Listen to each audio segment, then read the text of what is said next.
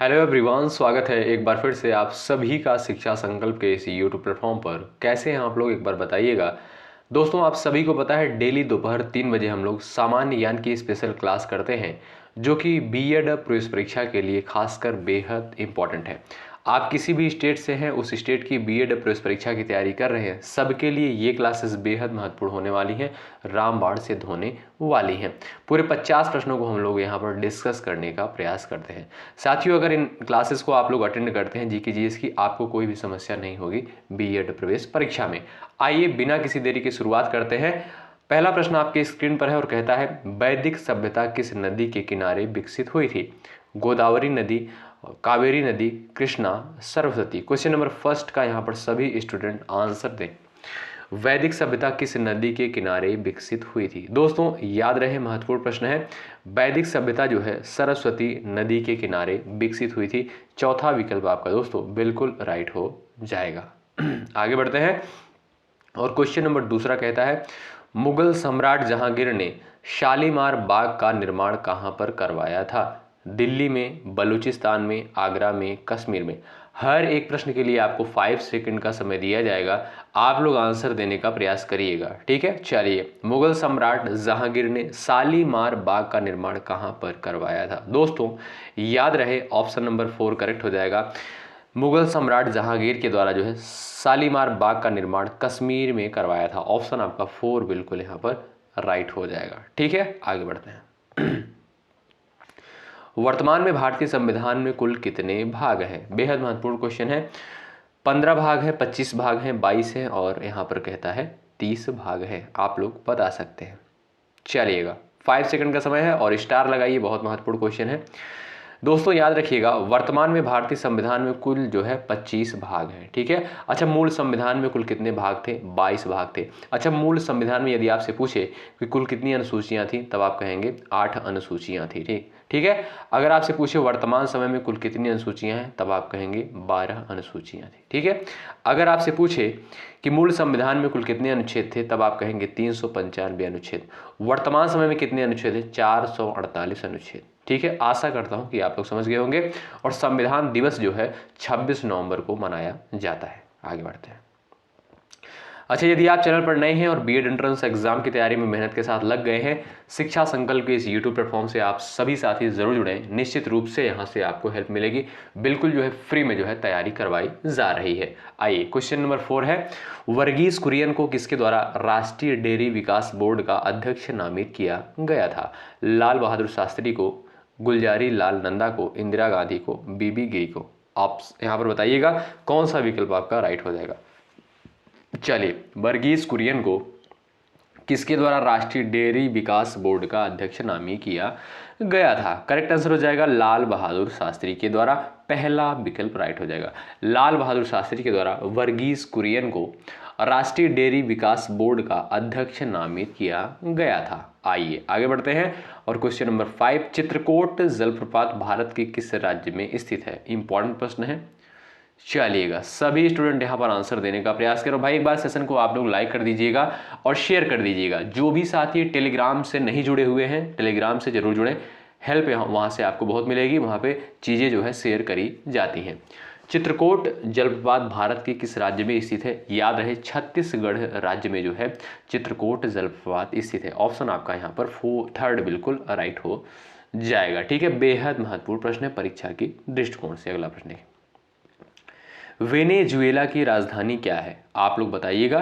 5 second का समय आपके पास है, प्रयास करिएगा आंसर देने के लिए। यहाँ पर करेक्ट आंसर क्या हो जाएगा, आइएगा। चलिए भाई दोस्तों ध्यान रहे, वेनेजुएला की राजधानी जो है क्या है? काराकास। ऑप्शन नंबर आपका 4 बिल्कुल करेक्ट होगा। क्वेश्चन नंबर 6 का ऑप्शन नंबर डी राइट हो जाएगा। भारत में निम्नलिखित में से किस रेडियोधर्मी धातु का विश्व का सबसे बड़ा भंडार है? चलिएगा, भारत में निम्नलिखित में से किस रेडियोधर्मी यानी रेडियो एक्टिव धातु का विश्व का सबसे बड़ा भंडार है? दोस्तों याद रहे, थोरियम का। ऑप्शन नंबर आपका 4 बिल्कुल राइट हो जाएगा, ठीक है। ऑप्शन नंबर आपका 4 बिल्कुल करेक्ट हो जाएगा। रेडियो एक्टिव धातु है जिसका जो है भारत में इसका अगर देखा जाए भंडार जो है नंबर 1 पर है। आगे बढ़ते हैं और अगला प्रश्न देखिएगा, कौन सा कथक घराना नृत्य रूप के आध्यात्मिक पहलुओं पर अधिक ध्यान केंद्रित करता है? चलिएगा, कौन सा कथक घराना जो है नृत्य रूप के आध्यात्मिक पहलुओं पर अधिक ध्यान केंद्रित करता है? यहाँ पर राइट आंसर आपका क्या हो जाएगा, एक बार प्रयास करिएगा आप लोग आंसर देने के लिए। चलिएगा,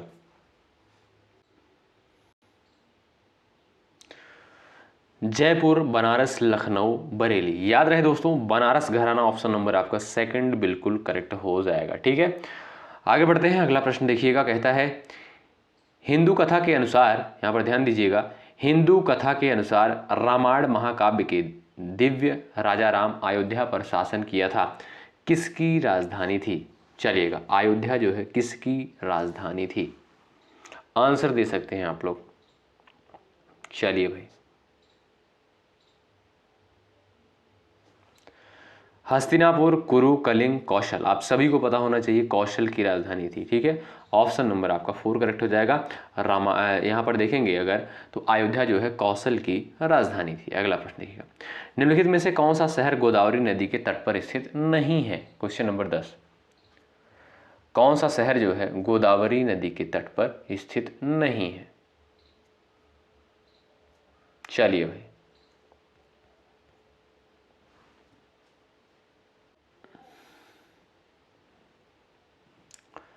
दोस्तों राइट आंसर हो जाएगा आपका नौसारी, विकल्प आपका सेकंड बिल्कुल राइट हो जाएगा। अगला प्रश्न देखिएगा, नीलम संजीव रेड्डी के कार्यकाल के बाद भारत के राष्ट्रपति जो है कौन बने?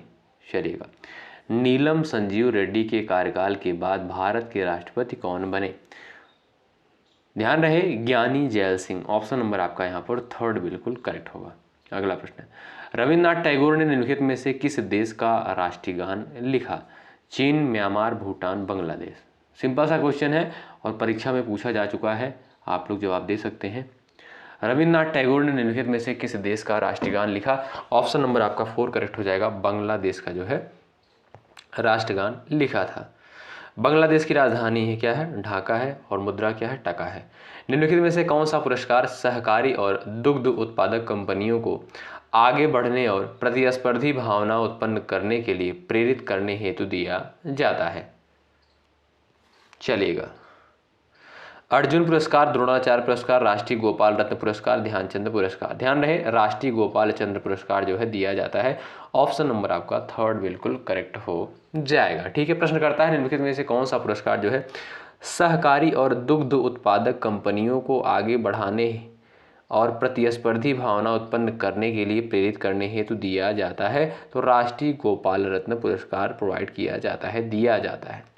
क्वेश्चन नंबर 14 है, टका निम्नलिखित में से किस देश की मुद्रा? हमने अभी आपको बताया बांग्लादेश। पहला ऑप्शन करेक्ट है आपका। अगला प्रश्न कहता है, निवेश मित्र मोबाइल एप्लीकेशन भारत के निम्नलिखित में से किस राज्य की एक पहल है? चलिएगा, आंसर दे सकते हैं आप लोग, करेक्ट आंसर क्या हो जाएगा बता सकते हैं आप लोग। चलिएगा, मित्र मोबाइल, निवेश मित्र मोबाइल एप्लीकेशन भारत के निम्नलिखित में से किस राज्य की एक पहल है? Uttar Pradesh. Option second correct है। अगला प्रश्न देखिए, यूएसएसएफ का पूरा नाम बता दीजिए आप लोग। यूएसएसएफ का पूरा नाम क्या हो जाएगा?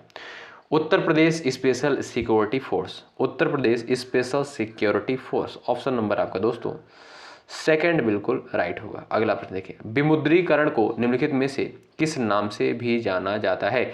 नगदी रहित नई मुद्रा, नोटबंदी, कोई मुद्रा नहीं। बता सकते हैं, विमुद्रीकरण को निम्नलिखित में से किस नाम से जाना जाता है? डिमोनेटाइजेशन। याद रहे दोस्तों, ऑप्शन नंबर थर्ड करेक्ट हो जाएगा, नोटबंदी। ऑप्शन नंबर आपका थर्ड राइट हो जाएगा। विमुद्रीकरण को और किस नाम से जानते हैं? नोटबंदी के नाम से जानते हैं। अकबर का मकबरा निम्नलिखित में से किस स्थान पर स्थित है? उन्नाव, सिकंदरा, एटा, रामपुर। अकबर का मकबरा जो है कहां पर स्थित है? महत्वपूर्ण प्रश्न है। अकबर का मकबरा दोस्तों ध्यान रहे सिकंदरा में स्थित है। ऑप्शन नंबर आपका यहाँ पर सेकंड बिल्कुल राइट हो जाएगा। और अगला प्रश्न है, मथुरा निम्नलिखित में से किसकी जो है जन्मस्थली है जिसे ब्रजभूमि के नाम से भी जाना जाता है? चलिए, इसको करेक्ट कर लीजिएगा। यहाँ पर किसी लिखा है लेकिन यहाँ पर रहेगा किसकी। ठीक है, यानी कि किसकी हो जाएगा। ठीक है, मथुरा निम्नलिखित में से किसकी जन्मस्थली है जिसे ब्रज भूमि के नाम से भी जाना जाता है? आप सभी को पता है भगवान Shri Krishna. Option number 4 correct हो जाएगा। अगला प्रश्न देखिएगा। बनारस हिंदू विश्वविद्यालय की स्थापना पंडित मदन मोहन मालवीय ने निम्नलिखित में से किसके सहयोग से की थी? मैडम भीकाजी कामा, सरदार वल्लभ भाई पटेल, एनी बेसेंट, रविन्द्रनाथ टैगोर। दोस्तों महत्वपूर्ण प्रश्न है, बनारस हिंदू विश्वविद्यालय की स्थापना पंडित मदन मोहन मालवीय ने किसके सहयोग से की थी? एनी बेसेंट के सहयोग से करी थी। ऑप्शन आपका यहाँ पर थर्ड बिल्कुल राइट होगा। अगला प्रश्न देखिएगा।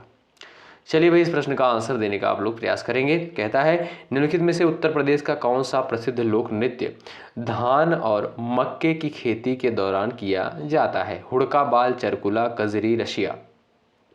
चलिएगा, निम्नलिखित में से उत्तर प्रदेश का कौन सा प्रसिद्ध लोक नृत्य और मक्के की खेती के दौरान किया जाता है?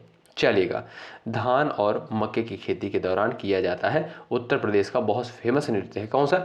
हुड़का बाल। ऑप्शन नंबर आपका दोस्तों पहला बिल्कुल करेक्ट हो जाएगा। ठीक है, आगे बढ़ते हैं और अगला प्रश्न देखिएगा। भाई सेशन एक बार लाइक कर दें और शेयर कर दें सभी दोस्त सभी साथी, और जो स्टूडेंट नए हैं चैनल पर वे लोग जुड़ जाएं। क्लास की टाइमिंग होती है 11:30 बजे करंट अफेयर, इसको बिल्कुल करना मत भूलिएगा आप लोग, क्योंकि यहाँ पर हम लोग सिर्फ और सिर्फ 10 से 12 मिनट की वीडियो होती है, कवर कर लेते हैं। और बीएड एंट्रेंस एग्जाम के लिए खासकर करंट अफेयर प्रोवाइड किया जा रहा है। 3 बजे जीके जीएस होता है और रात को 8:30 बजे लाइव आप लोग जुड़ना मत भूलिएगा। यहाँ पर सामान्य हिंदी स्पेशल क्लास चलती है। चलिए, निम्नलिखित में से कौन सा उत्तर प्रदेश का राज्य वृक्ष है? बता सकते हैं। उत्तर प्रदेश का राज्य वृक्ष नीम है, अशोक है, बांस है, बरगद है। बरगद भी नहीं है, बांस भी नहीं है, नीम भी नहीं है, अशोक जो है आपका उत्तर प्रदेश का राज्य वृक्ष है। अगला प्रश्न देखिए। उत्तर प्रदेश में स्थित भदोही निम्नलिखित में से बताएं किसके लिए प्रसिद्ध है? चलिएगा, भदोही जो है किसके लिए फेमस है? साड़ी बुनाई, कालीन बुनाई, चमकीली मिट्टी के बर्तन, चिकनकारी। चलिएगा, उत्तर प्रदेश में स्थित भदोही निम्नलिखित में से किसके लिए फेमस है? तो याद रहे कालीन बुनाई के लिए। ऑप्शन आपका सेकंड दोस्तों बिल्कुल करेक्ट हो जाएगा। अगला प्रश्न देखिए। अगला प्रश्न कहता है निम्नलिखित में से कौन सा सोशल मीडिया प्लेटफॉर्म पेशेवर नेटवर्किंग और नौकरी तलाशने के लिए सबसे उपयुक्त है? चलिए, इंस्टाग्राम, फेसबुक, लिंक्डइन, स्नैपचैट। ना इंस्टाग्राम पे नौकरी ढूंढी जाती है, ना फेसबुक पे ढूंढी जाती है, ना स्नैपचैट पे। किस पे ढूंढी जाती है? लिंक्डइन पर। ठीक है, इस पे अपना बायोडाटा सब कुछ सेव करना होता है लिंक्डइन पर। ठीक है, आगे बढ़ते हैं। सुरहा ताल प्रसिद्ध अभ्यारण्य है जिसमें साइबेरिया और अन्य ठंडे क्षेत्रों से कई प्रवासी पक्षी भी आते हैं। उत्तर प्रदेश के निम्नलिखित में से किस जिले में स्थित है? आपसे सीधा प्रश्न पूछेगा, सुरहा ताल पक्षी विहार जो है कहाँ पर स्थित है? उत्तर प्रदेश के किस जिले में स्थित है? गोंडा, बलिया, संत कबीर नगर, एटा। चलिए, सुरहा ताल पक्षी विहार ये दोस्तों आपका कहाँ पर स्थित है? बलिया में स्थित है। ऑप्शन नंबर आपका सेकंड बिल्कुल राइट हो जाएगा। सुरहा ताल पक्षी विहार बलिया में स्थित है। विश्व स्वास्थ्य संगठन WHO का मुख्यालय जो है निम्नलिखित में से किस स्थान पर स्थित है? बताएं। चलिए भाई, छाप दीजिए आप लोग आंसर। WHO का मुख्यालय, देखते हैं किसका किसका आंसर आता है। अच्छा दोस्तों, WHO की स्थापना कब हुई थी अगर आपसे पूछा जाए तो 7 अप्रैल 1948 को जो है इसकी स्थापना होती है। ठीक है, चलिएगा, जिसे हम क्या कहते हैं, अगर WHO का फुल फॉर्म पूछे तो आप क्या बताएंगे? World Health Organization. ठीक है, वर्ल्ड हेल्थ ऑर्गेनाइजेशन, विश्व स्वास्थ्य संगठन। तो इसका मुख्यालय दोस्तों जिनेवा में स्थित है, स्विट्जरलैंड के जिनेवा नामक शहर में। अगला प्रश्न देखिए। किसी देश की शहरी क्षेत्र में रहने वाली अनुपातिक जनसंख्या में वृद्धि को निम्नलिखित में से क्या कहा जाता है? औपनिवेशीकरण, शहरीकरण, ग्रामीकरण, अनियोजित विकास। बताएं। किसी देश की शहरी क्षेत्र में रहने वाली अनुपातिक जनसंख्या में वृद्धि को निम्नलिखित में से कहते हैं शहरीकरण। ऑप्शन सेकंड आपका राइट है। अगला प्रश्न देखिए। National aluminium company limited NALCO का पंजीकृत कार्यालय निम्नलिखित में से किस स्थान पर है? आइए बताइए, सभी स्टूडेंट यहां पर आंसर देने का प्रयास कर दें। चलिएगा, नेशनल एल्यूमिनियम कंपनी लिमिटेड का पंजीकृत कार्यालय निम्नलिखित में से किस स्थान पर है? भुवनेश्वर उड़ीसा, नूनमती असम, रायपुर छत्तीसगढ़, डिगबोई असम। चलिए, सभी स्टूडेंट बताएंगे। नेशनल एल्यूमिनियम कंपनी लिमिटेड का पंजीकृत कार्यालय निम्नलिखित में से किस स्थान पर है? भुवनेश्वर में। याद रहे, ऑप्शन आपका पहला बिल्कुल दोस्तों राइट हो जाएगा। चलिए, अगला प्रश्न देखिए। पूरे धैर्य के साथ आप लोग इस पूरी क्लास में बने रहिएगा। निम्नलिखित में से किस राज्य के कुछ हिस्सों में 400 वर्ष पहले नहर सिंचाई की एक स्थानीय प्रणाली विकसित हुई थी जिसे कुल्ह कहा जाता है? चलिएगा, कुल्ह क्या है? एक नहर सिंचाई प्रणाली है और ये जो है कुल्ह कहाँ पर है बता सकते हैं आप लोग? हिमाचल प्रदेश, गुजरात, कर्नाटक, केरल। चलिएगा, निम्नलिखित में से किस राज्य के कुछ हिस्सों में 400 वर्ष पहले नहर सिंचाई की एक स्थानीय प्रणाली विकसित हुई थी जिसे कुल्ह कहा जाता है? तो हिमाचल प्रदेश में। पहला ऑप्शन आपका दोस्तों बिल्कुल करेक्ट होगा। अगला प्रश्न देखिए, कुमार संभोम निम्नलिखित में से किस लेखक की साहित्य कृति है? बताएं। महाकवि कालिदास, कल्हड़, महादेव वर्मा, भारवी। कुमार संभोम, अभिज्ञान शाकुंतलम, ये सारी जो रचनाएं हैं ये है आपकी किसकी? महाकवि कालिदास की। पहला ऑप्शन आपका दोस्तों बिल्कुल राइट हो जाएगा। महादेवी वर्मा का जो है एक बहुत फेमस कृति है यामा, याद रखिएगा, बहुत महत्वपूर्ण है। तो यहाँ पर पहला ऑप्शन आपका बिल्कुल राइट हो जाएगा। अगला प्रश्न देखिएगा, विश्व पुस्तक दिवस प्रत्येक वर्ष निम्नलिखित में से किस दिन मनाया जाता है? विश्व पुस्तक दिवस 7 अप्रैल, 23 अप्रैल, 25 जून और 5 जून। दोस्तों विश्व स्वास्थ्य दिवस जो है आपका, ध्यान रखिएगा, 7 अप्रैल को विश्व स्वास्थ्य दिवस के रूप में मनाया जाता है और विश्व पुस्तक दिवस 23 अप्रैल को। पहला आपका सेकंड ऑप्शन बिल्कुल राइट होगा। भारत में जनगणना संगठन के लिए सर्वोच्च पद कौन सा है? भारत में जनगणना संगठन के लिए सर्वोच्च पद जो है कौन सा होता है? भारत के रजिस्ट्रार जनरल एवं जनगणना आयुक्त। ठीक है, भारत के रजिस्ट्रार जनरल और जनगणना आयुक्त। आपका 4 ऑप्शन बिल्कुल राइट होगा। अगला प्रश्न है, बैलाडीला की पहाड़ियां बेल के कुबड़ की तरह दिखती हैं। पहाड़ियों की यह श्रृंखला भारत के निम्नलिखित में से किस राज्य में स्थित है? केरल में, छत्तीसगढ़ में, कर्नाटक में, तमिलनाडु में। तो ये आपका कहाँ पर स्थित है? छत्तीसगढ़ में स्थित है। सेकंड ऑप्शन आपका राइट होगा। अगला प्रश्न देखिए, अंगूर की खेती, उपज और कटाई को निम्नलिखित में से किस नाम से जाना जाता है? अंगूर की खेती, उपज और कटाई को निम्नलिखित में से किस नाम से जाना जाता है?